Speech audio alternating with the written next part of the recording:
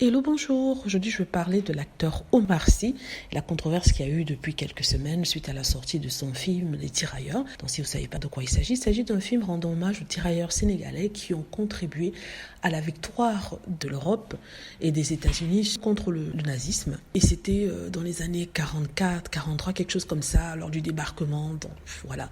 Donc, je vous ai résumé ça vite fait. Donc, il voulait montrer qu'il y avait les Sénégalais qui avaient contribué, les gens du continent noir qui s'étaient sacrifiés pour la France. Et malheureusement, leur histoire s'est mal terminée parce que non seulement on les a pas remerciés, mais en plus on leur a pas donné leur pension, en tout cas à leurs descendants. Ils sont morts sans leur pension, sans leur retraite, morts comme des chiens, on va dire. C'est certain pour certains tués. Donc il a parlé de ça. Je ne vais pas revenir sur la polémique parce que c'est toujours la même chose. Quand on essaie de parler quelque chose qui a trait à la cause noire, on vous tombe dessus. Donc la conclusion que j'ai, c'est que, ce que je tire de ça, c'est qu'on n'est pas dans un pays libre. La liberté d'expression n'existe pas, sinon elle est partielle.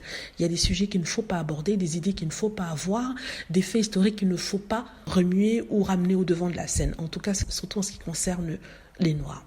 En France, je précise particulièrement en France.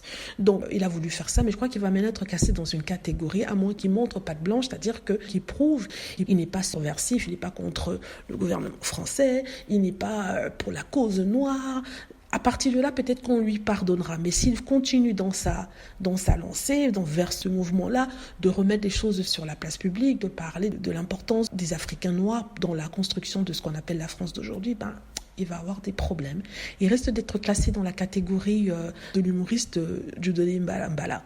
Donc, on va voir ce qui va se passer. Je suis sûre que là, il fait profil bas. Oui, pourtant, il n'en a pas besoin de le faire parce que c'est un fait historique. C'est une chose qui est arrivée, c'est pas quelque chose qu'il a inventé, c'est pas quelque chose qui est censé être subversif, monter la haine chez les gens. Non, c'est rendre hommage à des personnes qui se sont sacrifiées pour combattre le mal, qu'on nous montrait, précisé comme les personnes d'Allemagne et tout ça. Enfin, les gens d'Hitler.